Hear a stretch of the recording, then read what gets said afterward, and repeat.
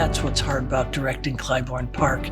You have to take it personally as an actor, and for young actors to be that brave, I am so proud of their work.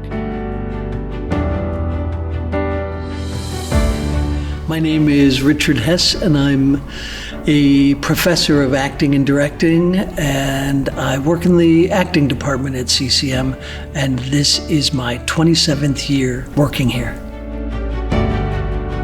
We are about to produce CLYBOURNE Park by Bruce Norris, and CLYBOURNE Park won the Pulitzer Prize and the Tony Award for Best Play in 2009.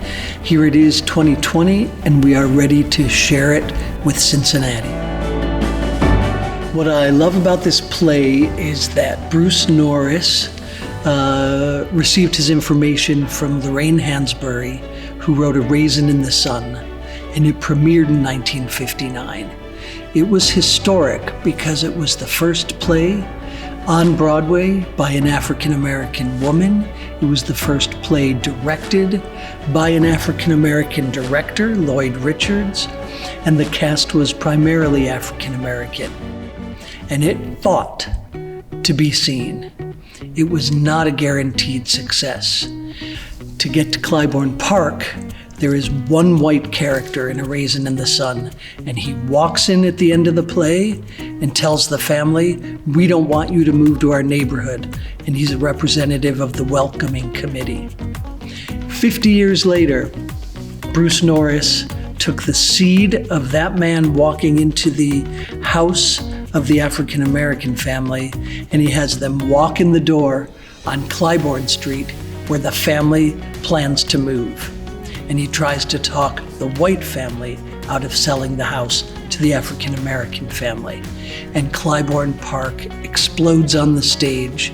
And then he did another twist, and he takes us on a journey to 50 more years later.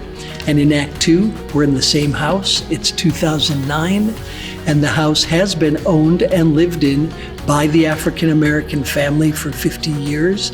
The neighborhood turned from completely white and having a first family move in to completely African-American. And now a white family walks into this house and wants to be the first white family to move back. They want to tear the house down and build a new one. And chaos ensues.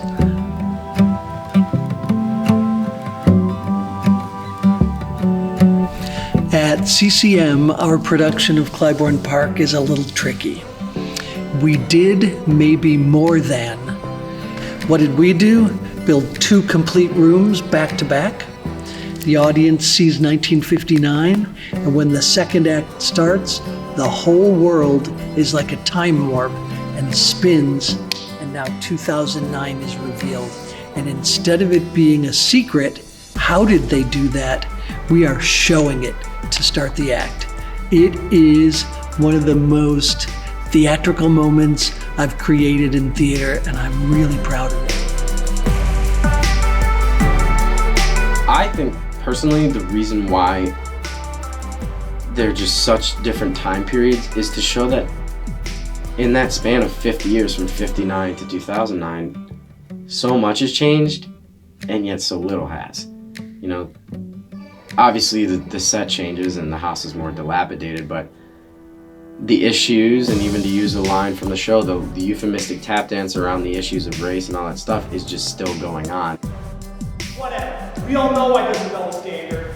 But I can't so much as repeat a fucking joke that the one black guy I know told me. So tell the goddamn joke! Yeah. You feel so oppressed, either go ahead and tell it, or maybe you can move on. It's weird, but because of the people that are in this show and how close we are, it did feel like we were in 2 separate shows, but every time that we came together, it was like they were the bread that was the peanut butter, and we were the bread that was the jelly, and we were separate for a little bit while our makers were making us, and then when we got together, it was just so good. Oh, that people live differently. Yes. The show is really important to me, especially right now. You'll see like news articles in the recent weeks and months of people having prejudice against other people because of their skin color or where they came from or what they believe. And prejudice like that still happens today. And it's interesting to ask ourselves, would we be willing to be neighbors with people who are completely different from us? So I think this play is really important to think about and to see today. Good.